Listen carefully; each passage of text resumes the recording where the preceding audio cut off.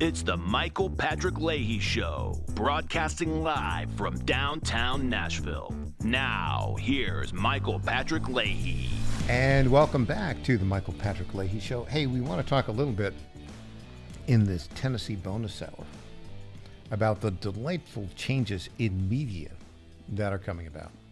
And we're very excited about this because we are part of that change. There was this clip we've got of two, well, I'll call them media dinosaurs. It's you'll see, is this a little bit unkind? I don't think so. So we have an 82-year-old and a 75-something-year-old who were whining and complaining about the end of regime media. The 82-year-old dinosaur, Leslie Stahl, with CBS News, and I don't have exactly her age. I think she's about 75. And Peggy Noonan, who writes for the Wall Street Journal, was a terrific speechwriter for Ronald Reagan, but has sort of lost her way ever since, right? She's a regime media person for the most part. They went to one of these big let's talk about things event, and we got the clip, and I'm going to play it for you. And one of the themes that I'm talking about here is certain people don't know when it's time to move off the stage. Rudy Giuliani did not know when it was time to move off the stage. And that's when he got in trouble with, the post-2020 election activities. And John Bolton doesn't know it's time for him to move off the stage. The world's different now. It's not, the big three, ABC, CBS, NBC. It's not the regime media. It's us. It's citizen journalists. It's small news operations. It's podcasts. That's where people get their news today. And there's a reason for that. What is that reason?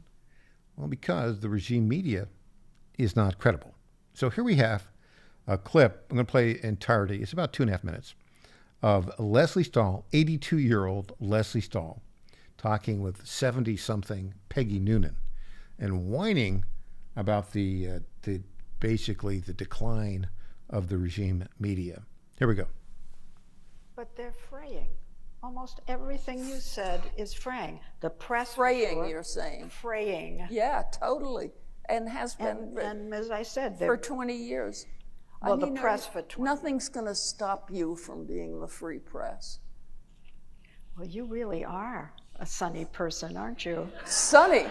Well, I'm very worried about the press, extremely worried about the press. Not only for the technological reasons we're all worried about, and not only for the financial tectonic plates moving, but for some other reason. What one? Well, for example, I once asked Donald Trump, why do you keep pounding on the press? This was right after he won in 2016. It's kind of boring. You say the same thing over and over, and you won. It's time to drop it.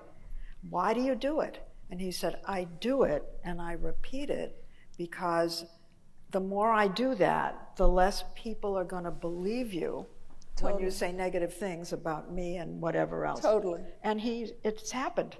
If you watch the opinion of us, how many people trust the press anymore? I mean, we're way down there with the lawyers. Yeah. This is really rough, as you know. You're way down there with Congress. Exactly. Yeah. I mean, we're way down there with Congress, but we're way down there. And I despair. Seriously, I worry greatly, and I think there are other institutions that have been suffering. And you're right not to blame Donald Trump 100%, obviously. Started many years before. But we're at a point where if the President of the United States is going to say legacy media is dead. Well, I guess Musk said that. Legacy media is dead. And he wants it dead. He wants other media. But it is kind of, sort of hobbling right now. And I don't know how it recovers. Well, I'm very dark about it. Well, I'm glad she's dark about it. And why am I glad? Because she talks about, oh, the press as an institution. No, you are not the press. You are not the press as identified in the First Amendment of the United States. I am the press. The Tennessee Star is the press. Talk radio is the press. Podcasters are the press. The regime media are the corrupt part of the press. Okay? And so there's nothing to be sad about that. And you have earned the low opinion which the American people hold you in, Lesley Stahl. Why do I say that? Well, remember the Hunter Biden laptop, right? Discovered, first reported in December of 2019, before the 2020 election, almost a full year. CBS News and you, Lesley, said it's not credible, although there was all sorts of evidence that it was credible, and you knew it was credible, and you promoted these 51 con men who were the intelligence community who lied about it, and you promoted those lies for 2 years. You knew they were lies, Lesley, and you promoted them. This is why nobody likes the regime media anymore. What they do like, they like the Tennessee Star, they like War Room, they like the John Fredericks radio show, they like the Joe Rogan podcast, where they can have a degree of confidence that they're hearing the truth. I'll tell you what else they like. We got this clip 8. They like one honest guy who's able to appear on one of these dying regime media outlets, CNN. I'm talking about Scott Jennings, and he was giving it to him again yesterday. Here we go. Scott Jennings on CNN. This is the real press.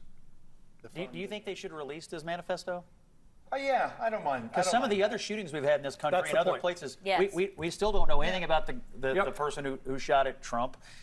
We still don't know much about the person who committed that atrocity at the Christian school in Nashville. There's a lot of shootings. The Las Vegas mass shooting we know nothing about. There's a lot of things we are hidden from us. And then this guy, Geraldo, shoots, and we know more in 5 minutes about him than we know about all these other people. And I wonder why that is. Did you see that look of befuddlement on regime media Geraldo Rivera's face? By the way, Geraldo Rivera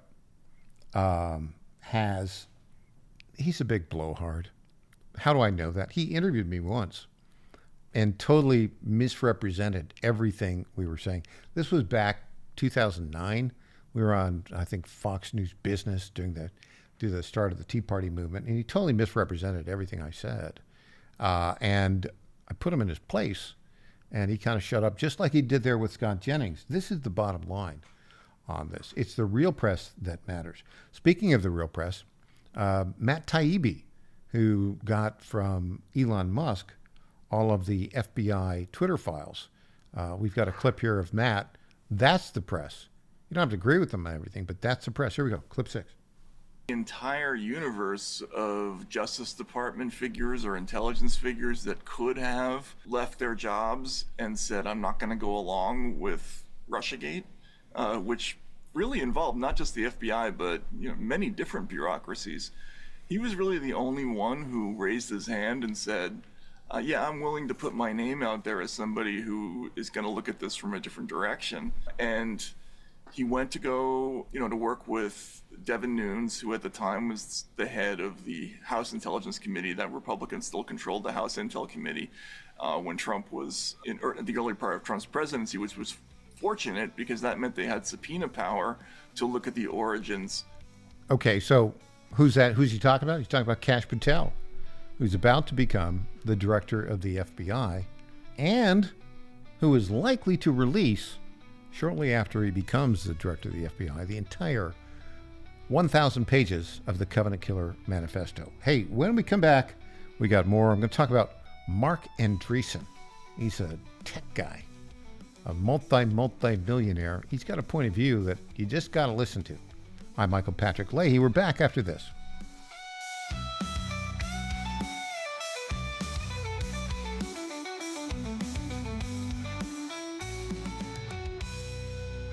Hi folks, John Fredericks here for Freedom Alliance. Veterans are still struggling with the wounds of war. They came home with injuries that changed them forever. The flag-burning troublemakers in our streets remind me how fortunate we are to have patriots who served and fought, sacrificed, and never complained. We need to support them through organizations like the Freedom Alliance. It's Military Appreciation Month and time to support those who serve. Freedom Alliance is caring for combat veterans and military families. Combat veterans fought in the worst, most dangerous places on earth. Freedom Alliance takes them to nature's most relaxing locations so they can heal. Freedom Alliance gives injured troops mortgage-free homes, new cars, and all-terrain wheelchairs. For wounded vets, there's nothing like the stability of your own home, the reinsurance of a reliable vehicle, or the independence of a wheelchair that navigates snow, ice, beach, pasture, or most any terrain. Let's fight for those who fought for us. Go to freedomalliance.org/Godzilla and make a monthly gift that will improve the life of a military hero. That's freedomalliance.org/Godzilla. Make a contribution today. If you're like me, most moms find it difficult to prioritize self-care. Hi, it's Colleen, Program Director at the John Fredericks Media Network. With the demands of programming 13 radio stations, it's easy to forget about the things I should do for myself daily. And that's why I started with our company's Women's Challenge with Native Path Collagen Peptides. It's affordable and convenient care in just 1 scoop a day. There are so many incredible health benefits like bone and joint support, metabolism booster, and hair, skin, and nail improvement. I like to take a moment each day to prioritize myself and indulge in the health-boosting benefits of Native Path Collagen Peptides. I love mixing it up with all the different smoothie recipes, too. Learn more about Native Path Collagen Peptides and read 7 important reasons why you should be taking collagen peptides at getnativepath.com/Godzilla. Prioritize your self-care with Native Path Collagen Peptides. Try it risk-free for as low as $21 today and get free shipping at getnativepath.com/Godzilla. Target.com. Target.com is an online e-commerce tire retailer. We are here to serve the American public with the best possible customer service, the best pricing, and we make it extremely easy. We have many name brands and a lot of low-cost tires. The price is right, and it's easy. You go online to Target.com, Tireget.com, Target.com. You go there, you put your zip code in, all the inventory displays right in front of you. You can call in for help if you want to. We'll help you get the tire that you need. But we will take the tires you buy and at no extra charge deliver them to the dealer right by your house where they will be installed at the market price. It's easy. The best price, the best service. Great people to deal with. Thank you for going to Target.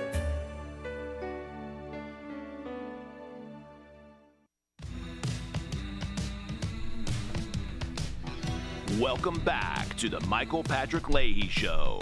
Now, here's Michael Patrick Leahy. Have you ever heard of this venture capitalist by the name of Marc Andreessen? Andreesen. Marc Andreessen. Very smart guy. He got his start. He's in about mid-50s, late 50s. When he was in his 20s, he was a graduate student in computer science at the University of Illinois. Now, for those of you who don't know, the University of Illinois has a strong tradition of strength in computer science. It's one of the best in the country. And while he was there, he kind of came up with this idea of a browser. And he put the first browser together called Netscape. We got with some venture guys and moved out to the Bay Area. And it was, doing very well. They got a bunch of dough in it, and he ended up selling it, making some money. But the long story, the browser game was disrupted by Microsoft, which came in with Explorer and used what a lot of people say is anti-competitive methods to put everybody out of business. Andreessen, however, is, I would say, he calls himself sort of a small tech guy, and he got a venture capital firm, and they're doing like really, really interesting things.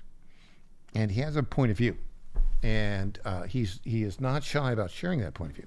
Now, his partner is a guy by the name of Ben Horowitz. Who is Ben Horowitz? He's the son of the famous former leftist David Horowitz, who, as you know, became a very conservative guy. He writes the front page.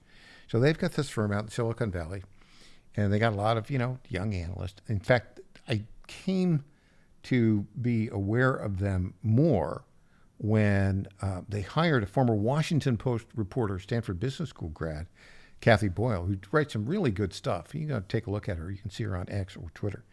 And there's sort of this, I don't know if we call this crowd of sort of low-tech, classic entrepreneurs out there. Not low-tech, small-tech. I misspoke, not low-tech, because they're pretty high-tech. But in that crowd, you've got Peter Thiel, you've got Mark Andreessen, you've got Ben Horowitz, you've got Elon Musk. And they're all kind of moving along in the same free market direction, and very smart guys. And so Andreessen has been talking about what got him involved politically and why he has ended up supporting Donald Trump. You got to listen to this. And by the way, in this interview, he's being interviewed by a woman by the name of Bari Weiss. Bari Weiss was I think a well-known, I think she was New York Times, kind of a leftist columnist who became sort of more of a free market type person. And she started the Free Press. And it's a great outlet. And she's the one, the Free Press, the NPR editor did his op-ed there that said basically NPR sucks because it's biased to the left. So she's interviewed him. She's also mentioned in the biography of Elon Musk as someone who was about to get the Twitter files. Now, for various reasons, she didn't end up getting them. They went to Matt Taibbi and Michael Schellenberger, but she was on that list. So she's kind of, the journalist who talks to these guys. It's a long way to get to this, and we're going to play clip 11. Andreessen is saying the Biden administration has been the most anti-capitalist administration in history. Clip 11. Let's hear it. This generation of Democrats, the ones in the White House under Biden, they became very anti-capitalist, and they wanted to go back to much more of a centralized, controlled, planned economy. And you saw that in many aspects of their policy, but I think, quite frankly, they think that the idea that the private sector plays an important role is not high up on their priority list, and they think generally companies are bad and capitalism is bad and entrepreneurs are bad, and they've said that 1,000 different ways. And they demonize entrepreneurs as much as they can. And then the tax policy up to including proposing a tax policy that would just destroy the process of private company creation and destroy venture capital. I don't think there's been an administration this radical on economic policy, on these economic and tech policy. I don't think in ever, 100 years. I always say this. Communists 100 years ago loved technology. They loved industrialization. Communists 100 years ago wanted industrialization because they knew that industrialization and technological advance made everybody's lives better. They just wanted to seize it all once it was built. These people didn't even want it to get built. And so something went horribly, horribly wrong in this administration and in this movement. And by the way, let me just add one more thing, which is, look, this is not what you would consider to be mainstream Democratic policy or thinking up until 2020. The Clinton people think this is insane. The Obama first term people think this is insane. The moderate Democrats today think this is insane. And by the way, it's not me saying this. You got people like Richie Torres now saying this in public, this is wrong. This is clearly off the deep end. The Democratic Party right now is going through a soul-searching process to try to figure out what it's going to do in the wake of this loss. And I would say I am cautiously optimistic that the smart, moderate Democrats are going to figure out that these are unnecessary fights. Let me stop for just a moment. We got to interview Andreessen. He's a very smart guy. But he doesn't have there's no reason to be cautiously optimistic about the Democratic Party. There's nobody there with an original thought other than the power plan of the left, and they're dominated by all these step off the stage dinosaurs, right? Bernie Sanders, Elizabeth Warren. They're the kind of hardcore Marxist, communist, anti-capitalists that you're describing there. An example of this happened. You're going to talk about what Biden's tried to do with artificial intelligence. Let's play clip 10 on this, and we'll see. Social media went on this arc that I've described from 2013 to today, where it became a censorship machine. AI has gone on a hyper-accelerated version of that arc. It happened basically right up front. It took time for social media to become a censorship machine. It happened on AI right from the beginning. It happened on AI right from the beginning because the AI companies learned from the experience of the social media companies, and they just said, well, if we're going to end up building a censorship machine over a decade, we might as well just do it up front. Mark, are you saying it's intentional or it's just learning off of information? Yeah, please go on. It's 100% intentional. Yeah. So that's how you get Black George Washington at Google, is because there's an override in the system that basically says everybody has to be, like, literally everybody has to be Black. Boom. Right. Like there's squads, there are large sets of people in these companies that determine these policies and write them down and encode them into these systems. Okay, that's more than a little bit scary, but that is in fact what's going on now. Is there hope for the future? I think Andreessen, I don't know if we play it here, but Andreessen says he's pals with Elon Musk. Elon Musk is pals with Peter Thiel. They have, they when they build a company, they've had conflicts together, but they all are moving towards kind of they want to create stuff that's good. That's pretty darn good to have that point of view. Andreessen has said that since the election, he spent half of his time down in Mar-a-Lago. Okay, so you can see what's going on in Mar-a-Lago. Lots of interesting thoughts. Part of it, of course, is Elon Musk and Vivek Ramaswamy and the Department of Government Efficiency. Here we have Andreessen, clip 14, talking a little bit about that. Some have reported that you are considering in the running, I don't know what the right word is, to join Doge. Oh. Is this true at all? I am an unpaid volunteer. You're an unpaid intern for the new Department of Government Efficiency. Yes. What do you think it's going to do? There's basically two big parts to it. One is they're going to do a top-to-bottom review of government spending, and they're going to go cut as much cost as they possibly can, and they have a whole theory and strategy on that. And then in conjunction with that and related to that, they're going to do the same thing for regulations. So they're going to basically do a top-to-bottom review of the regulatory, what we call the regulatory state or the administrative state. And the connective tissue there that they don't talk about in public is I think actually quite important. Which is like a lot of the reaction of the Doge from like institutional Washington is like, well, that's impossible. You can't do that. There are all these laws and statutes and regulations. There's this thing. You know the term impoundment? Yes. Yeah. So like impoundment for those impounded. No, so impoundment normally means as a civilian, it normally means like your car gets impounded. Yeah. There's a different use of the word in the context of government spending. Impoundment is the principle in law today. That the president has to go to Congress to get money for a program. Mm-hmm. The president is not allowed to either overspend or underspend. What? So the president is obligated to spend the money whether he thinks it's a good idea or not. That's insane. On every government program. Look up impoundment. The president is required by law to spend every dollar allocated by Congress, whether he thinks it's a good idea to or not. And so the president literally, legally, quote unquote, today can't actually save money. He can't say, I'm just not going to spend on this. He has to spend the money. So this is like how crazy and like weird the thing has. By the way, the Constitution, there's a very good argument that's been litigated for a long time. The Constitution does not actually say this. The Constitution says the president needs to go get money from Congress. It doesn't say that he has to spend the money. So let me kind of continue on that thought. So Andreessen hits the nail on the head there, and it has to do with this concept of impoundment. Now, how did this come about? There is indeed a statute called the Impoundment Control Act of 1973, which was signed by then President Richard Nixon, which it basically says exactly what Andreessen says is the current law, that the president, if money is authorized and appropriated by Congress, he's got to spend that, asterisk. Now, why did Nixon sign that? Because that was a tool that he used. Well, the reason he signed it is because the Judiciary Committee of the House of Representatives at that time was considering reporting out articles of impeachment against him. And they did a couple of weeks later. And he resigned like 3 or 3.5 weeks after he signed that. Why? Because he was going to be impeached. So, he clearly signed it under duress.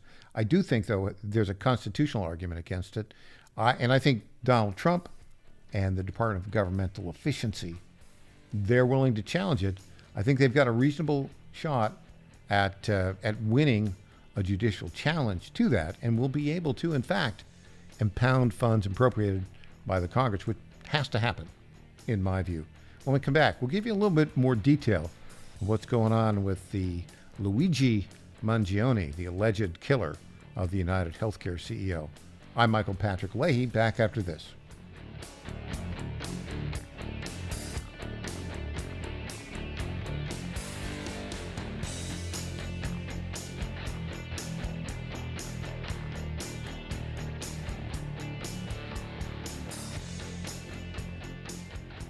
say a few words about our friends at the Nashville Pizza Company, 2176 Hillsborough Road. The Nashville Pizza Company in Franklin reminds us that the current economic times have been tough on many families in our area, and many are finding it hard to make ends meet. Your donations of clothing or canned goods can make a difference for a family in need. During this holiday season, give from the heart so others can have a new start. That's courtesy of our friends at Nashville Pizza Company, 2176 Hillsborough Road in Franklin. They are always working to keep our community moving in a positive direction. My fellow Americans, my good friends, I've known them for a long time, at D.T. McCall & Sons have the deal of a lifetime for you, and nobody knows deals like I do. That much I can tell you. Nobody knows deals like I do.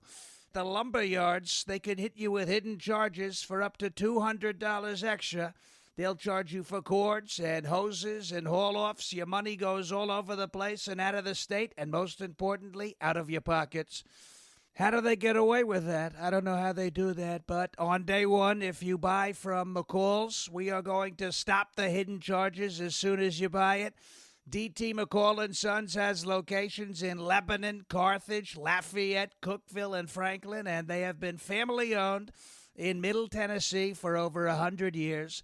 Head to one of their stores today or check them out at dtmccalls.com. You're going to love it. Believe me. Impersonator not endorsed This by summer, Donald never Trump. leave pets in vehicles while running errands. Even with windows cracked, the 80 degrees can shoot up to 120 degrees, causing heat stroke, dehydration, and even death. So keep pets hydrated, shaded in cool areas, or just leave them at home. That's from Kathy, Candy, and the staff at Mutts Cuts Grooming, the people with warm hearts for those with cold noses. For your pet's grooming needs, call 931-645-9220. That's 931-645-9220 for Mutts Cuts Grooming in Clarksville, Tennessee at 1479 Tiny Town Road. Hey there, this is Lenny McGill, founder and CEO of The Glock Store. As a proud sponsor of this show, you may have heard Michael Patrick Leahy mention us a few times over the past 4 years. But today, it's me on the radio telling you how pleased we are to be associated with Michael Patrick Leahy and his dedication to the highest levels of professional journalism. Michael Patrick Leahy has been threatened with jail time in bringing the true facts about that Nashville Covenant shooting to his listening audience. Michael Patrick Leahy, you keep doing what you're doing, and we here at the Glock Store will keep sponsoring your show for the good of Nashville and the entire country. And I'm personally inviting all of your listeners to come visit and shoot at the Glock Store. It's where Michael Patrick Leahy learned to shoot a gun for the first time and where he bought his own personal Glock 19. I'm Lenny McGill, founder and CEO of the Glock Store here in Nashville, just minutes from the airports, worth the drive from anywhere, and a proud sponsor of Michael Patrick Leahy and the Tennessee Star Report.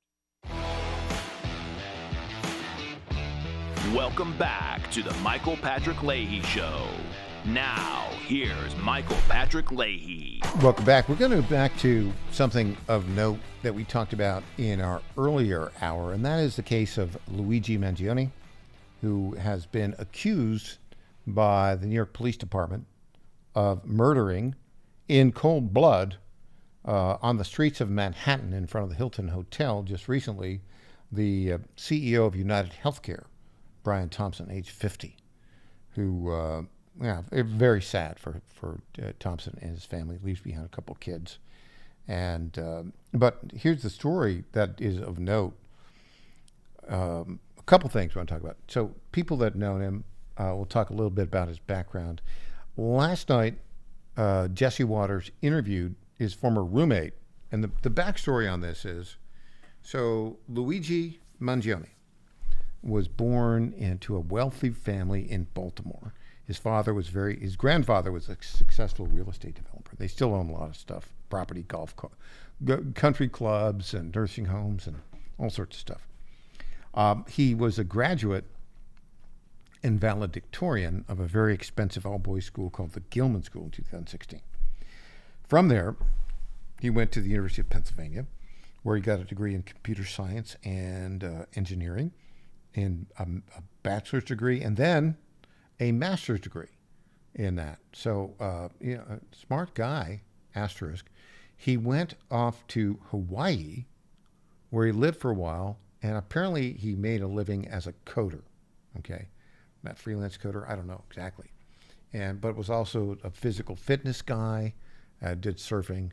The story is, at some point in in July of 23, he had a surfing accident, had a bad back problem, had surgery that didn't go well, and had kind of personal problems that related to that. Anyways, so he was living out there in a development, and his roommate was interviewed about how he knew him during that period about a year ago. And he was interviewed by Jesse Waters on Fox News last night, and we have that interview. Here we go, clip 4. R.J. Martin, who lived with Luigi for a few months in Honolulu. All right, R.J., did this guy do drugs? Absolutely none that I was aware of. We were roommates for about 6 months at Surf Break Co-Living, and the entire time that he lived at Surf Break, he was a great community member. He kind of followed by our values and our ethics to leave things better than you found them. He was always contributing, taking care of other people, and even after he moved out, he came and hung out and contributed to the community, spearheaded a book club. He and I became closer friends, working out, going to yoga classes, playing volleyball. He's the kind of guy who was doing his best to take care of himself despite having some severe back pain. Okay, let me just stop about this. Surf Break is actually listed here it's called a co-living situation, and it's in Honolulu. It costs between $1,500 and $2,850 a month, and it's quite interesting. The whole deal on this is if you go to surfbreakcoliving.com/Hawaii, surfbreakcoliving.com/Hawaii, you can see this, and it's not for the poor. I mean, it's a pretty elite place. Okay, let's go ahead. He lived there for 6 months. Severe back pain and a severe issue. So he had the back pain, but was doing yoga and volleyball and messing around like that. Was this affecting his sex life? So he was athletic as long as he could be. I know there were days and perhaps even a week at a time where he was bedridden. So he was doing what he could when he could. I couldn't comment about his sex life or, any of our roommates' sex life, just out of respect for their privacy. I totally understand. So did he ever mention anything about the Unabomber or any other radical ideas? So I mentioned one of the great ways he contributed to the Surf Break community was by spearheading a book club. And he presented a bunch of interesting books to read. I think we started with Outliers by Malcolm Gladwell. And a few texts in, I actually proposed that we read, it's kind of half joke, but read the Unabomber Manifesto. I always wanted to read it, but never got around to it. So that was my suggestion. We had a normal discussion, debate around it. Nothing that stood out at the time, no anger, no special affinity towards it, just, thought-provoking discussion. You suggested reading Ted Kaczynski's book. Why? Why were you interested in that? I have an academic background, and I really enjoy reading just about anything, different perspectives, right, left, middle, progressive, things about ancients, the future, and wanted to understand a little bit more about what he wrote, why he wrote it, and maybe some historical context around that. Okay, there's a lot of academic books. That's just interesting that tickled your fancy. Did you turn him on to the Unabomber? It sounds like it. I wouldn't say I turned him on to it, but it was my selection for our book club. Okay, so let me kind of go to this living thing, this Surf Break. You can go to surfbreakcoliving.com and learn about this place, or he lived for 6 months.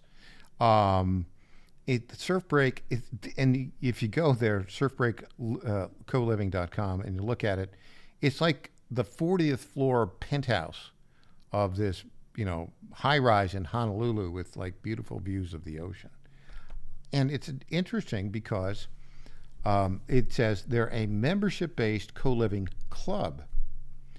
In addition to standard requirements and guidelines for residential leases, anyone who wants to stay with us at Surf Break must pass a,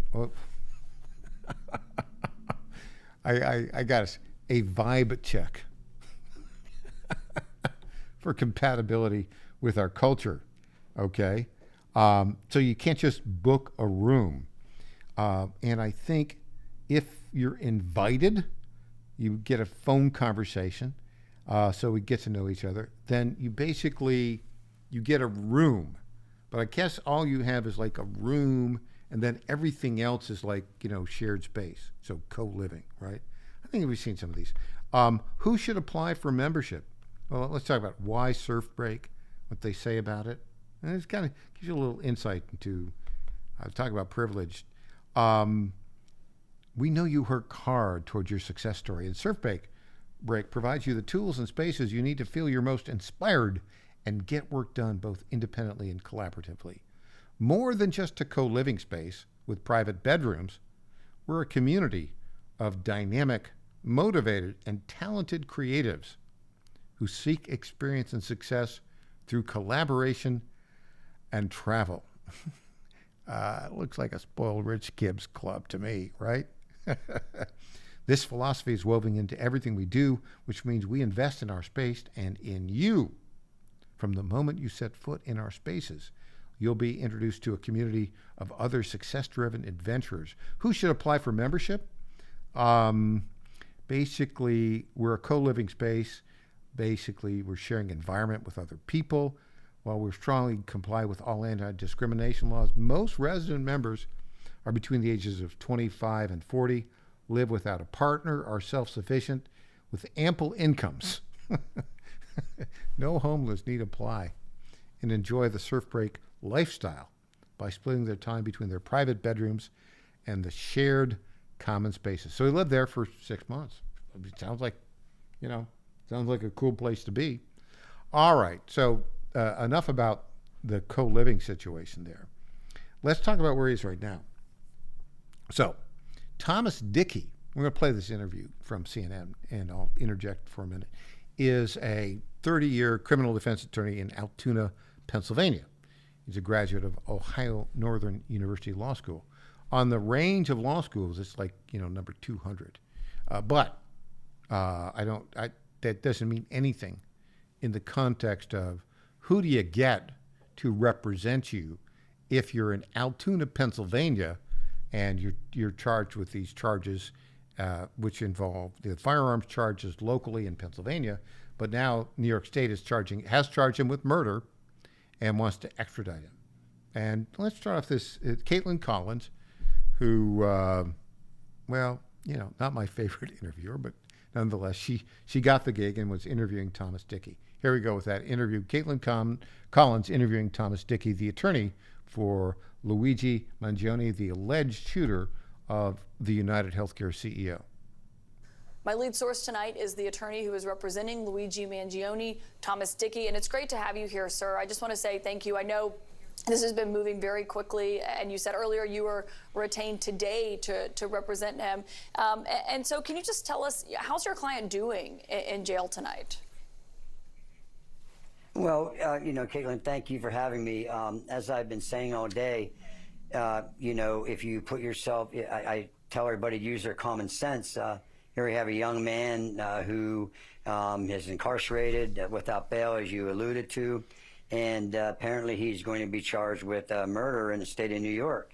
So if you use your common sense, I'm sure he's, it's concerning. That's all I can say. Okay, let me just stop for a moment. You see, we played it for those of you watching on YouTube.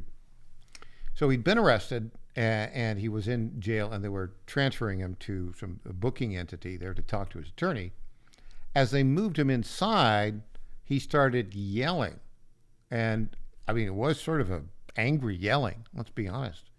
And he talked about how this was I'm paraphrasing, a travesty for the American people, and that he was trying to do something to advance the cause of the American people. It seemed kind of jumbled. All right, let's continue with this interview. Well, you've been an attorney for decades. What did you make of the way he went into court earlier, that outburst that he had? I'm still analyzing that. I was actually on the other side of the wall when he came in, so I didn't hear all that statement. I've been busy all day, so I haven't had a chance to analyze that. So, I'm not going to comment on something, unfortunately, until I can have a chance to hear that in detail and break that down. Well, being on the other side of it, you were inside that courtroom, of course, and we learned about what happened in there. You're fighting extradition for him to New York. Why are you fighting that? It seems like it's inevitable that he will be sent to New York. Well, that may be, but again, the Constitution, and I know I keep bringing up that word today, lest we forget about that, but the Constitution gives you certain rights, and we need to make informed decision.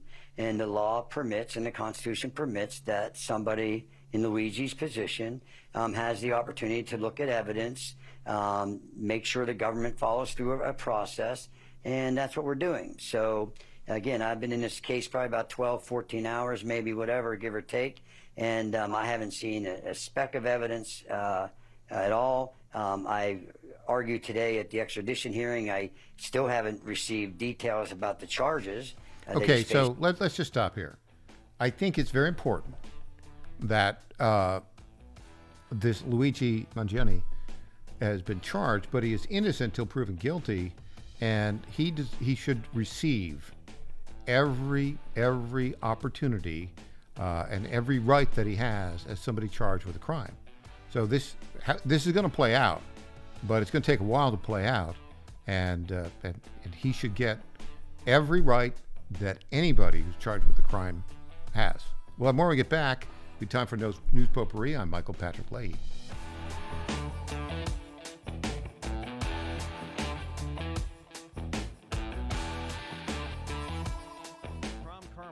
CEO of Solti, a supplement to help you have a healthier heart and stronger cardiovascular system. At Solti, we regularly get emails from our customers telling us how Solti has helped them. Like this one from Kelly. Hello, I'm 58 years old and have had high cholesterol for years. I wanted to stay away from prescription drugs. My husband and I have been using Solti for about 13 months. My results have been amazing. My cholesterol levels went from 291 to 129. I am so impressed with Solti and want to thank you. Now, in my own case, my bad cholesterol dropped from 130 to 89, and that was 20 years ago. I'm 75 years old and I take 0 prescription drugs. To get a great deal on Solti, please go to GodzillaHeart.com, and when you check out, use the code Godzilla to get our best deal, which is 50% off your first shipment and then 3 bottles for the price of 2 thereafter.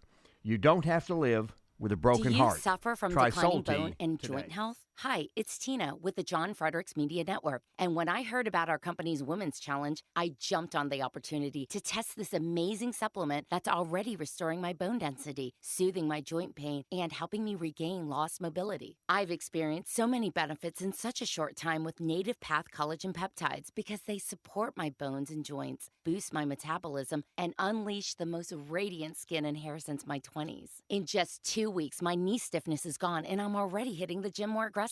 And I get so many compliments on my glowy skin and shiny hair. Native Path Collagen Peptides are so easy to take. They're tasteless, odorless, and mix great with my morning coffee. Read thousands of 5-star reviews at getnativepath.com/Godzilla. Level up your self-care with Native Path Collagen Peptides. Try it risk-free for as low as $21 today. And get free shipping at getnativepath.com/Godzilla.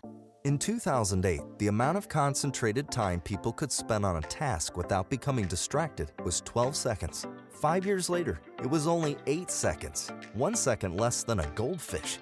If you're often distracted or have trouble recalling information, you're likely to fall behind in the demanding, fast-paced 21st century. In other words, brain performance is more critical now than ever. Boost your brain power with Healthy Cells Focus Plus Recall. Science-backed nootropics to help you sharpen focus, concentrate longer, enhance recall, improve mental speed, learn rapidly, and be more alert. It's a pill-free brain supplement made with maximum absorption ingestible gel technology, designed to feed your brain at the cellular level. Take it for a test drive. Go to healthycell.com and use code GODZILLA for 20% off your first order of Focus Plus Recall. That's healthycell.com. code GODZILLA for 20% off.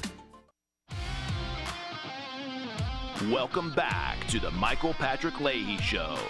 Now, here's Michael Patrick Leahy. And welcome back to the Michael Patrick Leahy Show. Delighted to have you here for this very last segment. Well, folks, it's time for News Potpourri. Yes, ladies and gentlemen, News Potpourri. This is a portion of the program where we talk about those stories that are of note, don't necessarily merit a full segment, and have a touch of irony. You know, there's so many things out there that are surprising to me in a good way. I mean, we spent, I was one of the early founders of the Tea Party movement, and it felt for, 16 years from just starting way back in November of 2008 until now, December of 2024. It felt until the last month, it felt like we were Sisyphus, pushing that rock up the hill only to have it fall back down. But, surprising, very encouraging things are happening. Here's one. It's a little weird. And this is a guy that we were busy making fun of for a long time. John Fetterman, right? The weird-looking guy, the big, tall guy, bald guy with a goatee who wears hoodies all the time, who had a stroke, who was barely coherent, who was elected to the United States Senate by like 2% as a Democrat. And he's a trust fund baby, basically. The guy's actually making sense. He just joined Donald Trump's Truth Social. And so he put this out. Let me read this to you.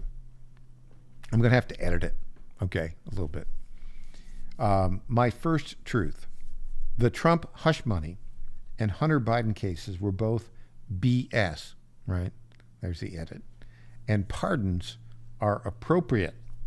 Weaponizing the judiciary for blatant partisan gain diminishes the collective faith in our institution and sows further division. Is this guy a Democrat? I mean, he's elected as a Democrat. Okay, John, Senator Fetterman, I have an idea. It might seem a little crazy, but, it's kind of a crazy time. Think you need to switch parties. You will be warmly embraced. And look, John Fetterman today is making more sense than really every Democrat senator and many Republican senators. What's an example thereof? Well, here's a headline from German-owned Politico. Robert F. Kennedy Jr. faces trouble in the Senate. He's been nominated to be the head of Health and Human Services. Here's the story by Ursula Perano of German-owned Politico. At least 3 closely watched senators are non-committal about confirming the vaccine critic who's being considered to lead Department of Health and Human Services. You know who these 3 are. Senator Susan Collins of Maine, Lisa Murkowski of Alaska, right? And Senator Bill Cassidy, a rhino, if ever there was one, from Louisiana. He's sort of an establishment doctor. So, okay, we got that going on. Also, this is another fascinating story. I think this is something worth considering. This is from Fox News, just published about an hour ago. Daniel Penny's lawyers are weighing malicious prosecution lawsuit after trial. Quote, collusion from the very beginning. Marine veteran Daniel Penny's defense team is eyeing a malicious prosecution lawsuit against District Attorney Alvin Bragg and others behind the charges, turning the tables after the lengthy, high-profile case concluded with an acquittal. Quote, just like Danny said in his interviews, it was like they wanted to try and get him on something. Penny's defense attorney, Stephen Razor, said Wednesday, reacting to the acquittal on Fox and Friends. Now, Janine Pirro, who is an attorney, Judge Janine, she's been a district attorney in Westchester County and a judge. Now she's a Fox News personality with a focus on legal issues. She has an exclusive interview with Daniel Penny. We've seen parts of it on some other sites. But she says she doesn't think Daniel Penny's the kind of guy who'd want to do it. Well, his lawyers sound like the kind of guys who want to do it. I think this is important, and I think although Daniel Penny may want to, now that he's been, acquitted, he may want to be the guy that steps away. But I think they should do this. And we're turning to our friend, artificial intelligence, Grok 2. Thank you, Elon Musk. I asked this question. What are the elements of malicious prosecution in New York State? And the answer is basically to establish a claim for malicious prosecution. You have to, the defendant must have initiated or continued a criminal proceeding against a plaintiff. Well, they got that one. The criminal procedure must have terminated in favor of the accused. They got that one. Number 3, absence of probable cause. There must have been an absence of probable cause for the initiation of the criminal proceeding. This means that there were not sufficient facts or circumstances known to the defendant at the time to justify a reasonable belief that the accused was guilty of the crime charged. I think they might have that. Actual malice. The proceeding must have been brought with malice, meaning it was initiated with a wrongful or improper motive, such as personal spite, ill will, or for ulterior purposes other than bringing the accused to justice. I think it meets that. Now, there's a famous case that it cites on that. I think really they should proceed with this case. Now, I don't know. I haven't researched what the penalties here should be, but I think they should initiate it.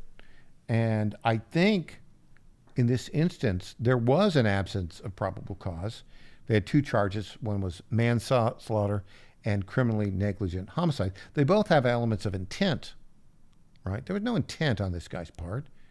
Everybody knows that it wasn't intent. Why were these charges brought?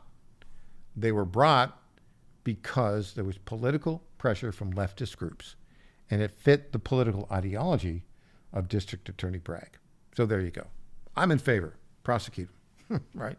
Bring out the hounds. All right, that does it for our show today. We'll be back tomorrow morning, same time, same place. Thanks so much for joining us. I'm Michael Patrick Leahy. Go see all our stories at TennesseeStar.com. Rob Carson, up next.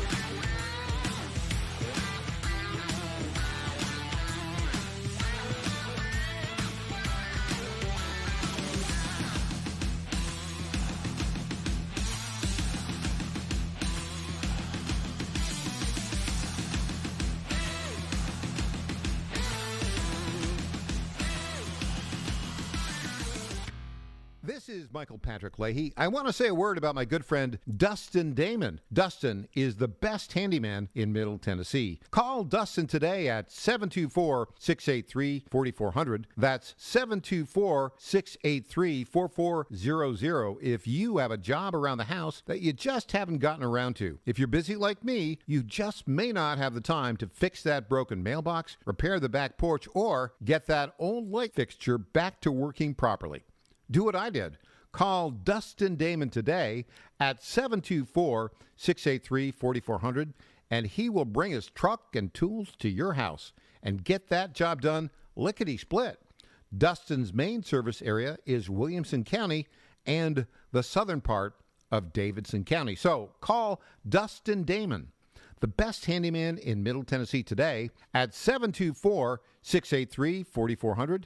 Tell him you heard about him on the Michael Patrick Leahy Show. The Chief Team reminds listeners here that more and more veterans will be returning home over the next few years, and many are local. These heroes have elite military training and valuable professional skills, but they also need jobs too. That's why the Chief Team is encouraging all local businesses. Let's make it the year we hire smart and hire veterans. That's from the Chief Team, where they say service isn't just a courtesy, it's a commitment. For more information, call 931-444-3572. That's 931-444-3572 for the Chief Team in Clarksville.